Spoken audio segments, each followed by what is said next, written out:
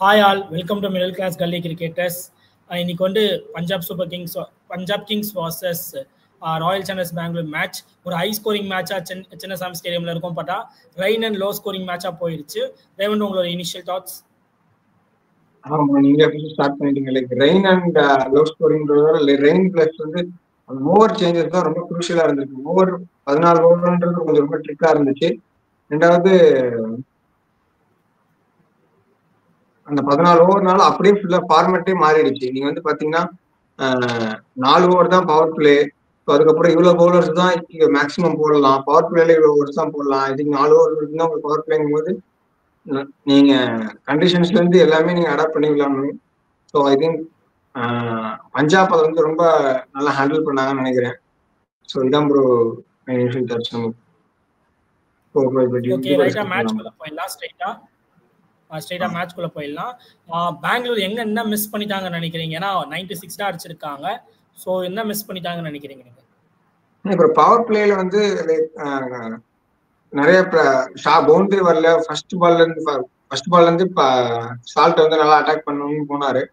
ஆனா பவர் பிளேல வந்து கொஞ்சம் நிறைய விக்கெட்ஸ் வச்சுட்டாங்க.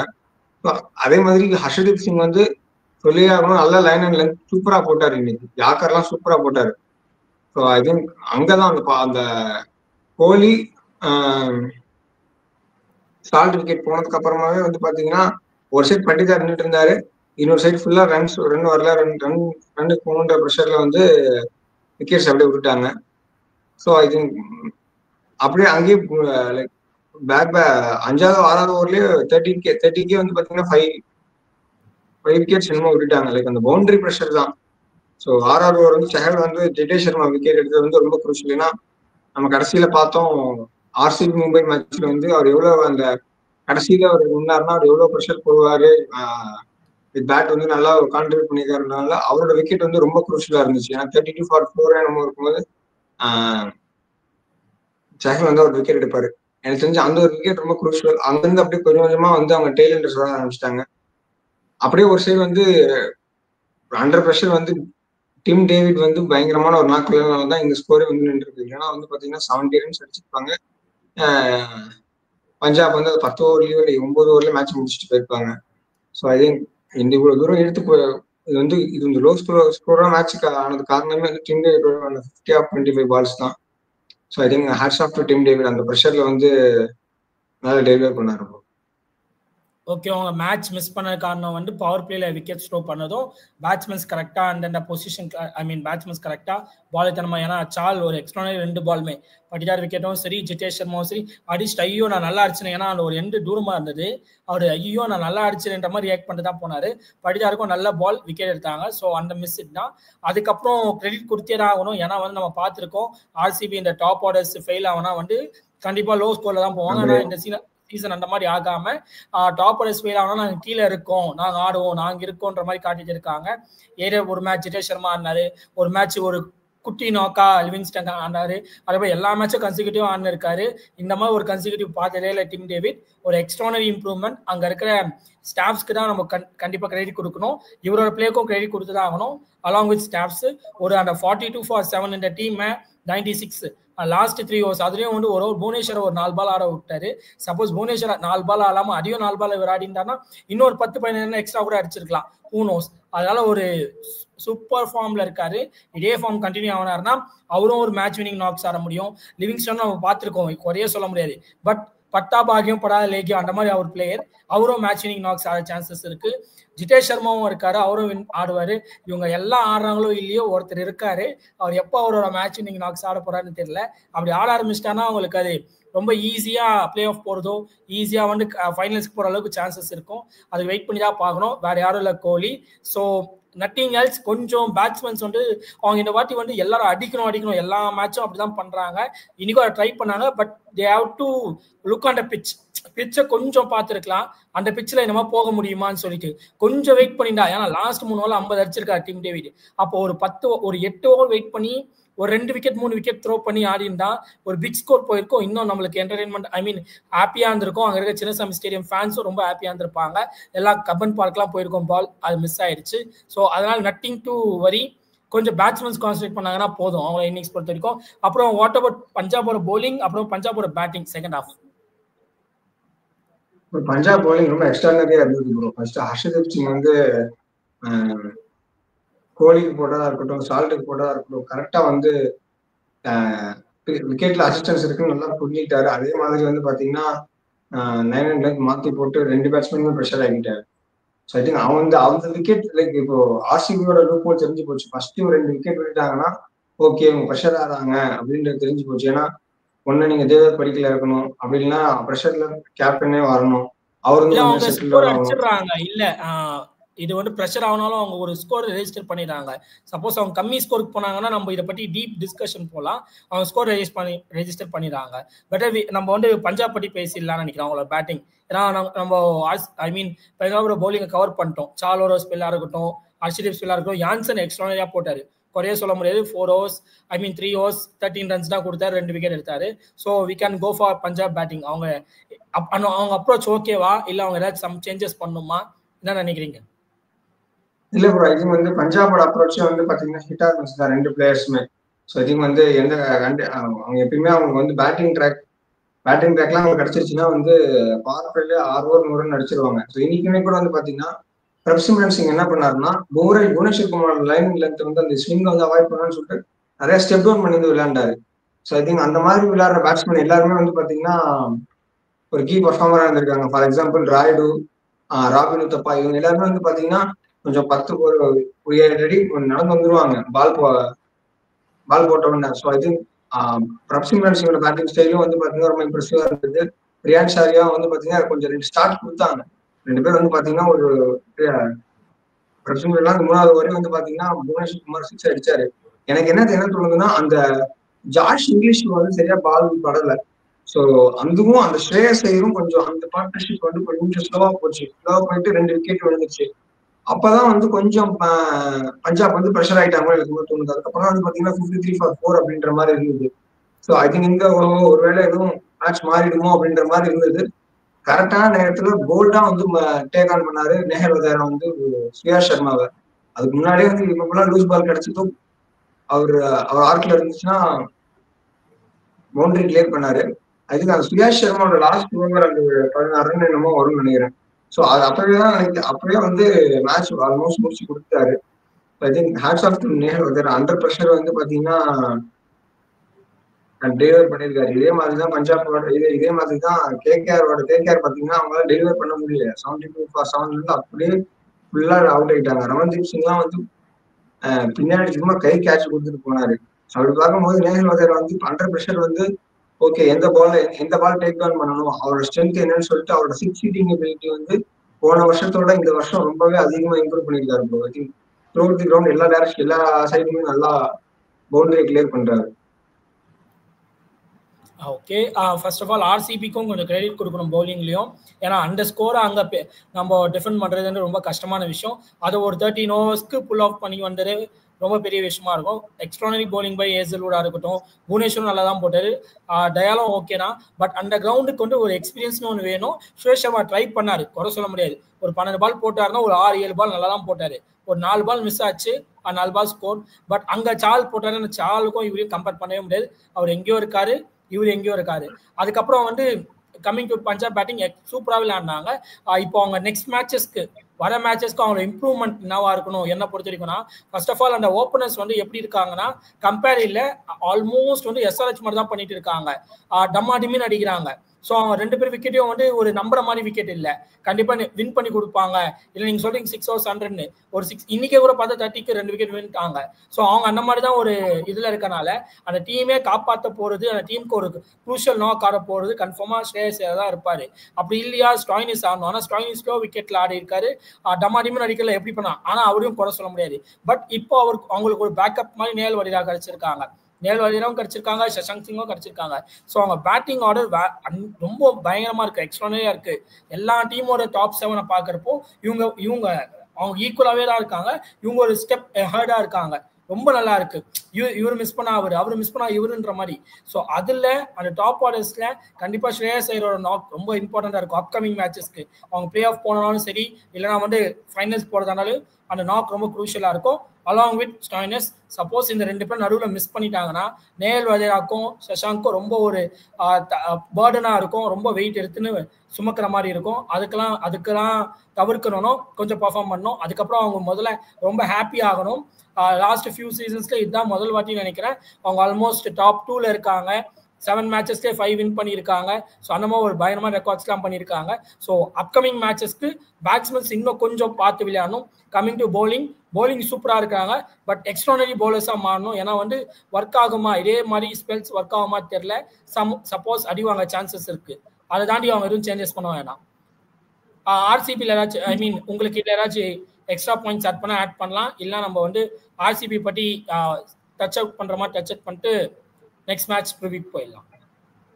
இல்ல ப்ரோ, ஐ திங்க் நீங்க சொன்னீங்க, நீங்க சம்மரைஸ் பண்ணீங்க. லைக் வந்து பேட்டிங்ல வந்து ஸ்ரேயஸ் எவ்வளவு முக்கியமான ஒரு பிளேயர்னு சொல்லிட்டு லாஸ்ட் இயர் அவர் மேல என்ன கிரிட்டிசிசம் இருந்ததுன்னா, என்னங்க கேப்டன்சி மட்டும் பண்றாரு, டாப் ஆர்டர் வந்து அடிச்சு கொடுத்துட்றாங்க, ஸோ இவருக்கு வந்து பெருசா பேட்ல கான்ட்ரோல் பண்ணல, கேப்டன்சி மட்டும் பண்ணிட்டு கப்பு ஜெயிச்சிட்டான்னு சொல்றாங்கன்னு சொன்னாங்க. ஆனா இந்த வாட்டி வந்து வித் பேட் வந்து ரொம்ப எக்ஸ்ட்ராடனரியா பண்ணியிருக்காரு. எஸ்ஆர்எக்ஸ் கூட மேட்சா இருக்கட்டும். ஸோ ஒரு சில மேட்சஸ்லாம் வந்து பாத்தீங்கன்னா அவரோட பெஸ்ட் சீசனா இருந்திருக்கு so far. So I think after ரொம்ப லாங் கேப்க்கு அப்புறம் வந்து பாத்தீங்கன்னா பிளே ஆஃப்ஸ்குள்ள ஆல்மோஸ்ட் இப்பவே பிளே ஆஃப்ஸ்குள்ள ஒரு கால் வச்சுட்டாங்கன்னா சொல்லணும். 7/5 ஜெயிச்சிட்டாங்க. ஆஃப்டர் 10 இயர்ஸ்க்கு அப்புறம் வந்து ஒரு நல்ல ஒரு டீமா தெரியுறாங்க. ஸோ எனக்கு தெரிஞ்சு வந்து அவங்க நல்ல ரொம்ப பெஸ்ட் சீசன் எதுவாக இருந்துச்சுன்னா 2014 அப்புறம் எனக்கு ஞாபகம் வந்து பாத்தீங்கன்னா 2018 தான். 7/6 மேட்சஸ் வின் பண்ணி அதுக்கு அடுத்து நெக்ஸ்ட் ஹாஃப்ல வந்து பாத்தீங்கன்னா ஒரு மேட்ச் இன்னும் வின் பண்ணி டோர்னமெண்ட்டே வெளியே போயிடுவாங்க. 5வது இடத்துல இன்னும் முடிப்பாங்க கடைசியா. ஸோ அப்படி இருக்கிற அப்ஸ் அண்ட் டவுன்ஸ் வந்து ஸ்ரேயஸ் மாதிரி ஒரு ஐபிஎல் கம்பெனி கேப்டன் வந்து ஒரு நல்ல ஒரு டீம் லீட் பண்ணிட்டு இருக்காரு. ஸோ எனக்கு தெரிஞ்சு பிளேயிங் லெவல்ல இதே இருக்கலாம். நீங்க சொன்ன அந்த இதுதான் ப்ரோ. லைக் வந்து ஒருத்தர் ஒரு சைடு ஒருத்தர் ஒரு லாங் இன்னிங்ஸ் நிக்கணுமோ எனக்கு தோணுது. ஸோ ஓகே, ஒருத்தர் வந்து ப்ரொஃபஷனல் வந்து நான் பிக் ஷாட்ஸுக்கு போறேன், நீ வந்து ஒரு 2 நில்லு, ஒரு 12-13 ஒரு கீப்பரையே பிரியான்ஷாரியா நீ நில்லு அப்படின்னு அவங்களுக்குள்ள இருக்கிற அந்த கம்யூனிகேஷன் தான் ரொம்ப முக்கியமான ஒரு விஷயம் நினைக்கிறேன். எப்படி கில் அண்ட் சாய் சுதர்ஷன் வந்து ஒரு கோஆர்டினேஷனா இருக்காங்க. அதுக்கு வந்து கில் வந்து பிரியான் ஷாட்ஸுக்கு போறாரு, ஆரம்பத்துல இருந்தே வந்து பாத்தீங்கன்னா ஒரு ரெண்டு ஃபுல்லா நிக்கிறாரு சாய் சுதர்ஷன். ஸோ அந்த மாதிரி ஒருத்தர் நின்னாங்கன்னா பிரியான் ஷாரியாவோ இல்லை பிரபுசிம்ரனோ நின்று ஒருத்தர் வந்து 12 ஓவர் வரைக்கும் நின்னாங்கன்னா பேட்டிங் லைன் இன்னும் ரொம்ப ஸ்ட்ராங்கா இருக்கும்.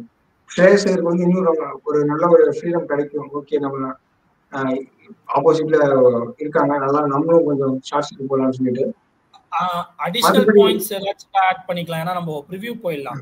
2 மேட்ச் இருக்கு. Okay okay okay bro. அதான் வேற எதுவும் இல்லை ப்ரோ, அவ்வளவுதான். Right, okay. அதுதான் ஆல்மோஸ்ட் ஒரே சிமிலர் பாயிண்ட்ஸ் தான் சொல்லியிருக்கோம். கமிங் டு பெங்களூர், எனக்கு தெரிஞ்சு பெங்களூர் சேஞ்சஸ் தேவைப்படாது. அவங்க ஆல்மோஸ்ட் அந்த 11 செட்ஸ் தான் போகணும்னு சொல்லியிருக்காங்க. மேபி லிவிங்ஸ்டன் சேஞ்ச் பண்ணலாம். ஆனால் மேபி ஆர்சிபி ஏதோ ஒரு மேனேஜ்மெண்ட் வீடியோ வந்திருக்கு, அது கண்டிப்பாக லிவிங்ஸ்டன் யூஸ் பண்ணுவாங்க சொல்லியிருக்காங்க. அப்போ அவரும் இன்னும் யூஸ் தான் பண்ண போகிறாங்கன்னா அந்த 11 வச்சுக்கிட்டு இன்னும் கொஞ்சம் பர்ஃபார்ம், அங்கே ஒரு சில பேர் பர்ஃபார்ம் பண்ணாமல் இருக்காங்க. அவங்களாம் எப்போ பண்ணாங்கன்னா ஆப்போனன்ட் தாங்கவே மாட்டாங்க, வேற யாரில் கோலி. ஸோ அதனால வந்து கண்டிப்பா அவங்க இந்த 11 வச்சு புல் பேக் பண்ணுவாங்கன்னு தோணுது. உங்களுக்கு ஏதாச்சும் பாயிண்ட் ஆட் பண்ணணுமா? இல்ல ப்ரோ, லைக் 11 பொறுத்த வரைக்கும் இது தேவையில்லை. ஐ திங்க் எனக்கு தெரிஞ்சு அவங்க சேஞ்ச் பண்றதா அந்த இம்பாக்ட் பிளேயர் எப்படி யாரை எப்போ கொண்டு வருது அது மட்டும் வேணா கொஞ்சம் சேஞ்ச் பண்ணலாம். இன்னைக்கு வந்து பாத்தீங்கன்னா தேவத் படிக்கல் வரவே இல்லை பேட்டிங்ல. ஸோ அது மட்டும் கொஞ்சம் மேபி மாத்தலாம். ரெண்டாவது அவங்களோட ஹோம் அட்வான்டேஜ் சுத்தமா கிடையாது. அவங்க சேஸ் பண்ணா மட்டும்தான் அவங்க ஹோம் அட்வான்டேஜ் அவங்களுக்கு இருக்கு. ஸோ அப்படி இருக்கும்போது ஸோ இந்த லாஸ்ட் பத்தி ரொம்ப யோசிக்க வேணாம். ஐ திங்க் அவைலபிள் இல்லாத கேம்ஸ் வந்து அவங்க ரொம்ப நல்லா பண்ணியிருக்காங்க. ஸோ வித் நோட் நம்ம இந்த மேட்ச் முடிச்சுக்கலாம். கரெக்ட். ஸோ நாளைக்கு ரெண்டு மேட்ச் இருக்கு. அதுல ஒரு எக்ஸ்ட்ரானரி மேட்ச் இருக்கு. டேபிள் டாப்பர்ஸ் 1 vs 2 சொல்லிட்டு Gujarat vs Delhi. But it's going to happen in Ahmedabad. So உங்களுக்கு யார் வின் பண்ணுவாங்க தோணுது? என்ன சேஞ்சஸ் ஏதாச்சும் இருக்குமா ரெண்டு டீமுக்கும்? யார் MVP மொத்தத்தையும் கவர் பண்றதா பண்ணிடுங்க. எனக்கு தெரிஞ்சு குஜராத்துக்கு தான் வந்து கொஞ்சம் ஹை ஃபேவரட்ஸ் இருக்கும் எனக்கு தோணுது. ஸோ அகமதாபாத்ல விளையாடுறாங்க ஆஃப்டர்நூன் கேம் அப்படிங்கும்போது அந்த கண்டிஷன்ஸை பத்தி நல்லா தெரிஞ்சவர் வந்து பாத்தீங்கன்னா பார்த்திவ் பட்டேல் அங்க கோச் சப்போர்ட்டிங் ஸ்டாஃப்ல இருக்காரு. ஸோ ஐ திங்க் வந்து மொத்தத்துக்கு ஆசிஷ் நெஹ்ரா பயங்கர நல்லா கைட் பண்ணிட்டு இருக்காரு. எனக்கு தெரிஞ்சு சாய் சுதர்ஷன் கில்லிக்கு மாதிரி பிளேயர்ஸ்க்கு நல்லா ஐடியலான பவுலிங் லைனப் தான் வந்து பாத்தீங்கன்னா டிசி வச்சிருக்காங்க. நல்ல எக்ஸ்டர்னரி பவுலிங் லைனப் தான். ஆனா சாய் சுதர்ஷன் கில் மாதிரி பேட்ஸ்மேனுக்கு வந்து நல்ல ஒரு சூட்டபிளான பவுலிங் லைனப் தான் டிசிடி இருக்கிறது. ஸோ எனக்கு தெரிஞ்ச வந்து ஸ்ட்ரெயிட்டாவே நான் வந்து ஜிடியோட ஃபேவரட் போறேன். MVP வந்து சாய் சுதர்ஷன் தான் bro. So MVP okay. Sorry, நான் கொஞ்சம் மாட்டிக்கிறேன்.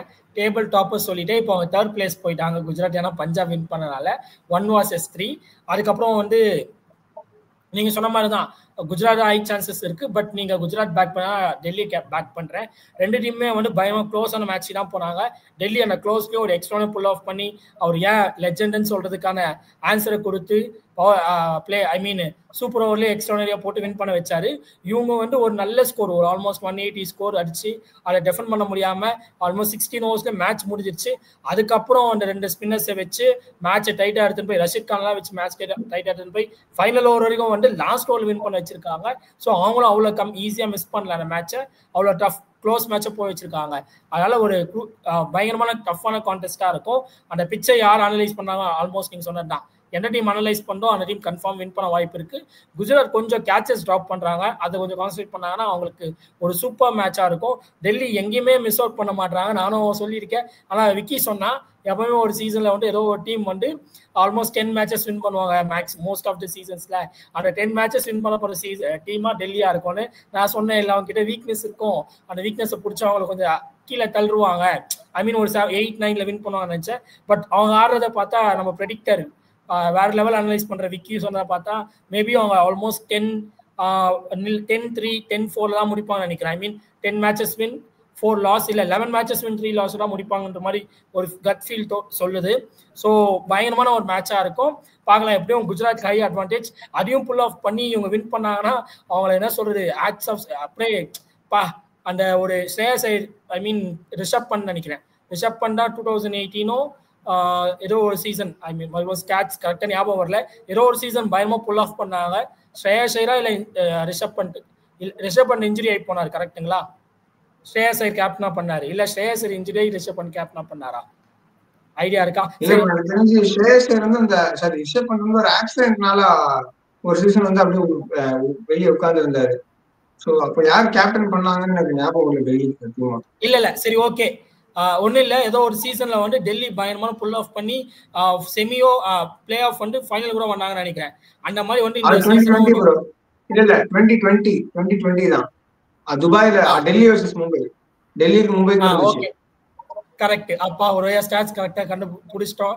Thanks Raven. ஸோ அந்த மாதிரி ஒரு எக்ஸ்ட்ரானரி சீசன் இந்த வாட்டி உங்களுக்கு இருக்கு. அங்க மிஸ் பண்ணதை இங்க பிடிச்சிருவாங்கன்னு நினைக்கிறேன். ஸோ வித் தட் நோட் அந்த மேட்சை நம்ம ப்ரிவியூ முடிச்சுக்கலாம். ஸோ அவரோட MVP பிளேயர் வந்து மறுபடியும் சொல்லுங்க, சாரி மிஸ் பண்ணிட்டு, சாய் சுரேஷன். எப்பவுமே அவர் தான் பேக் பண்ணி ஓகே, சாய் சுரேஷன் எப்பவுமே நீங்க பேக் பண்ணுவீங்க. ஸோ நான் டெல்லிக்கு போறேன். டெல்லியில வந்து எனக்கு MVP பிளேயரா இருக்க சான்சஸ் ஐ வந்து 1 செகண்ட்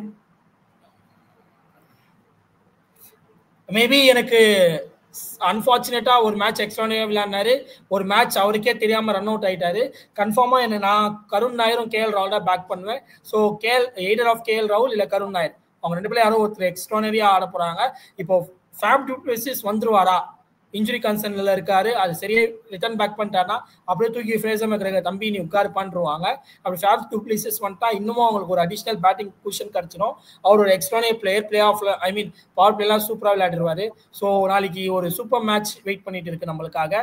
அதுக்கப்புறம் நெக்ஸ்ட் மேட்ச் வந்து Rajasthan Royals versus Lucknow super giants ஜெய்ப்பூர்ல நடக்குது. லக்னோ சூப்பர் ஜெயின்ஸ் ஜெய்ப்பூர்ல நடக்குது. லக்னோ ஆல்ரெடி சூப்பராக விளையாட்டு இருக்காங்க. நல்ல ஒரு அந்த டீம் எல்லாம் நிறைய பேர் ரேட் ரொம்ப கம்மியா பண்ணாங்க. ஈவன் நம்மளே கூட முடிக்க முடியுமா, ஏன்னா அவங்க கிட்ட வந்து ஒரு ப்ராப்பரான பேட்டிங் ஆர்டர் இல்லை, ஓப்பன் யாரா பண்ணுவாங்க. அப்படியே பார்த்தா போலிங்லையும் பார்த்தா ஒரு ப்ராப்பரான பேசர்ஸ் இல்லை, ஃபாரின் பேசர் இல்லை, இந்தியன் பேசர்ஸ் தான் அவங்கள வந்து அந்தளவுக்கு நோன் கமோடிட்டி இல்லை அப்படின்ற மாதிரி ஒரு டாக்ஸ் போயிட்டு இருக்கப்போ நீங்க என்ன எங்களை சொல்றது, ஓப்பனர்ஸ் பாருங்க நாங்க 3 பேரை வச்சு மேட்ச் ஆடுறோம். அதே மாதிரி போலிங்ல பாருங்க இந்தியன் பவுலர்ஸ் இப்ப இருக்கிற கரண்ட் யங் டேலண்ட்ஸ் வச்சு நாங்க புல் ஆஃப் பண்ற மாதிரி ஒரு சூப்பர் சீசன் ஆட்டு இருக்காங்க. Most of the panelist most of the channels வந்து அவங்களை ரைட் ஆஃப் பண்ணாங்க பிளே ஆஃப் வருவாங்களான்னு. பட் இப்போ அந்த பிளே ஆஃப் ரேஸ்ல பயங்கரமா ஃபைட் பண்ணிட்டு இருக்காங்க. போன மேட்ச் கொஞ்சம் ஆஃப் போயிடுச்சு சென்னை கிட்ட, ஒரு சில டிசிஷன்ஸ் ஒரு சில மூவ்ஸ் ஒர்க் ஆகாம போயிடுச்சு. ஸோ அதெல்லாம் வந்து அவங்க இந்த மேட்ச் சரி பண்ணி எடுத்துன்னு வந்துருவாங்கன்னு தோணுது.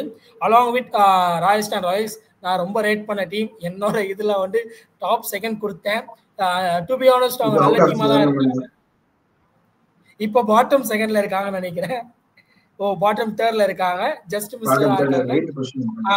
டு பி ஆனஸ்ட் அவங்க ஒரு நல்ல டீம். நம்ம சேனல்ல ஒரு கமெண்ட் போட்டிருந்தாங்க, ராகுல் டிராவிட் கொஞ்சம் பேசுங்க அப்படின்னு. நானே கூட அதான் சொல்ல நினைச்சேன். இந்த ஃபர்ஸ்ட் ஆஃப் ஆல் இந்த ரைட் அண்ட் லெஃப்ட் காம்பினேஷன் எல்லா டீமும் ட்ரை பண்றாங்க. நானே சொல்ல, but depends upon the pitch, depends upon the score, depends upon the batting position. அதை வச்சுதான் நீங்க ரைட் அண்ட் லெஃப்ட் போகணுமே காண்டி ஓப்பனிங் ஜெய்ஸ்வாலும் சாம்சனும் வராரு, சாம்சன் அவுட் ஆனா நான் இவர் பராக தான் அனுப்பேன் அப்படிலாம் இல்லை. அந்த 3 யார் நல்லா விளையாடுறான்? நிதிஷ் ராணா ஒர்க் ஆகுதா? நிதிஷ் ராணா.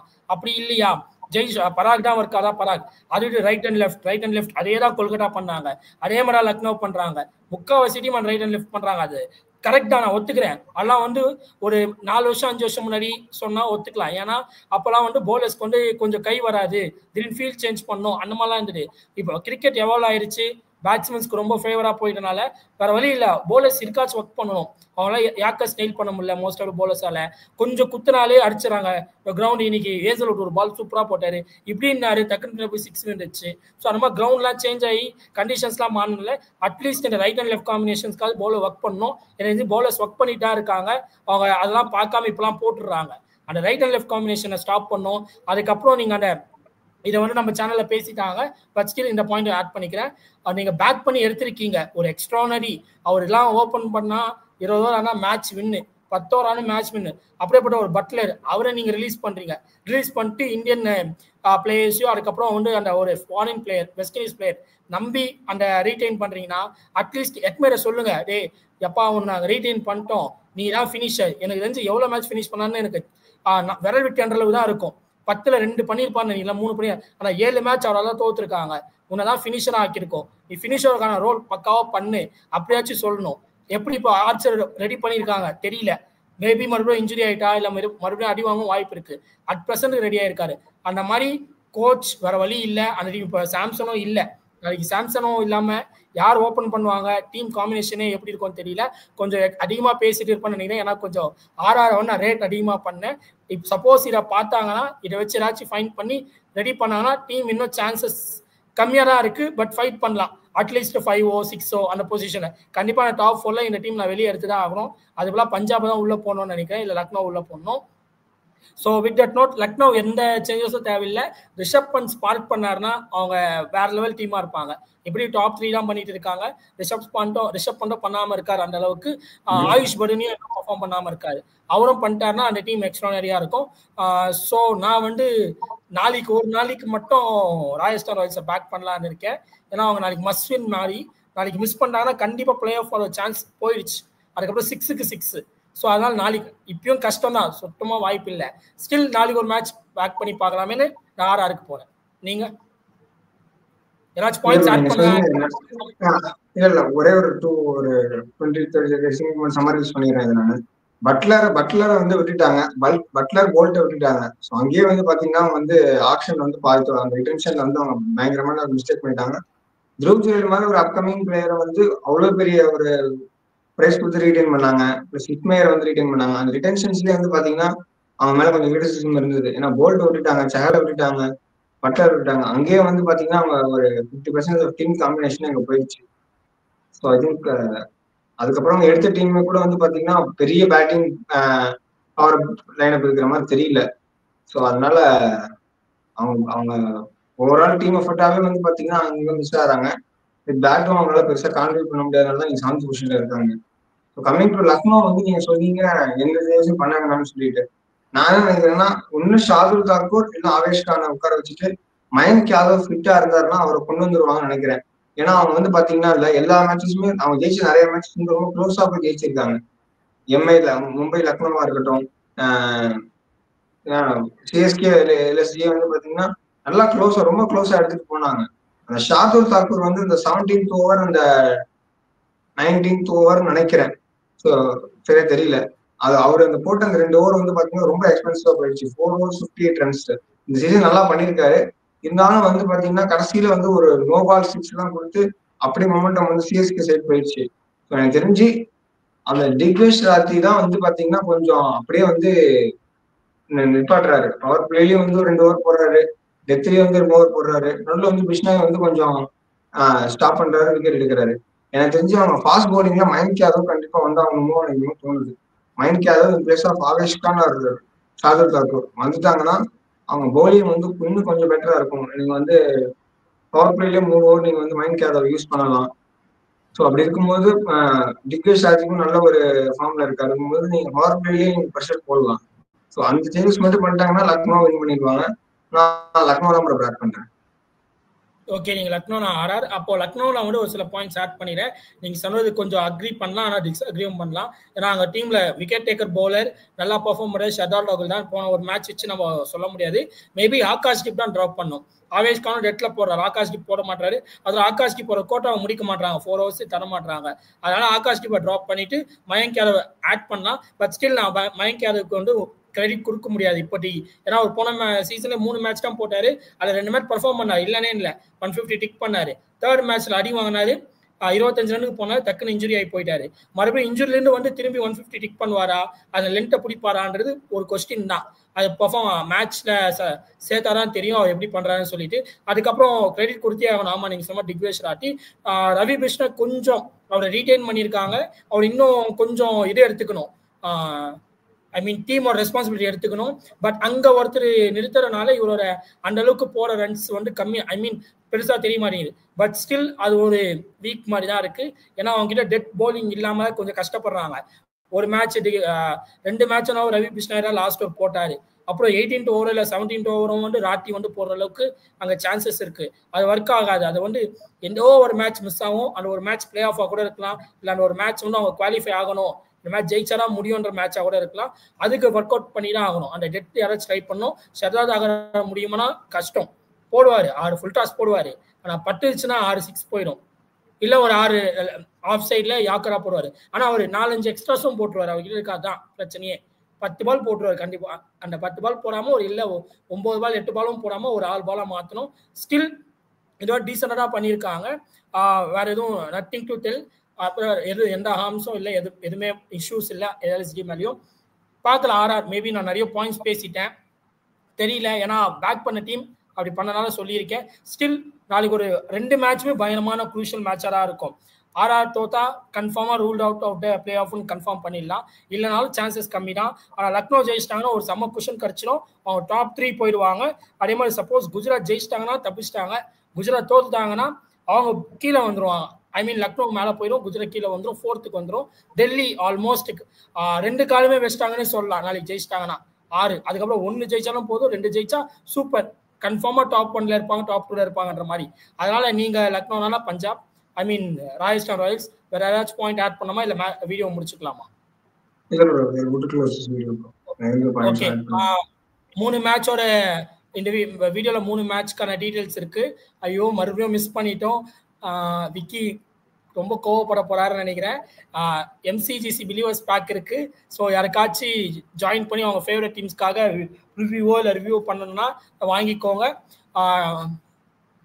மினிமம் காஸ்ட் தான். அதுக்கப்புறம் வந்து இந்த வீடியோவில் வந்து ஆல்மோஸ்ட் 3 மேட்சை கவர் பண்ணியிருக்கோம். ஒரு ரிவ்யூ, 2 ப்ரிவ்யூ. சப்போஸ் ஏதாச்சும் பாயிண்ட் ஆட் பண்ணாமல் போயிருக்கலாம், இல்லை ஏதாச்சும் பாயிண்ட் டிஸ்அக்ரி பண்ணுற மாதிரி இருக்கலாம். அந்த மாதிரி எதுவாக இருந்தாலும் கீழே கமெண்ட் பண்ணுங்க. வீடியோ லைக் பண்ணுங்க, ஷேர் பண்ணுங்க. தேங்க்யூ, பாய். நெக்ஸ்ட் வீடியோவில் வந்து மீட் பண்ணுறோம். ஆஃப் பண்ணிருங்க, நீங்கள் தான் பண்ணணும்.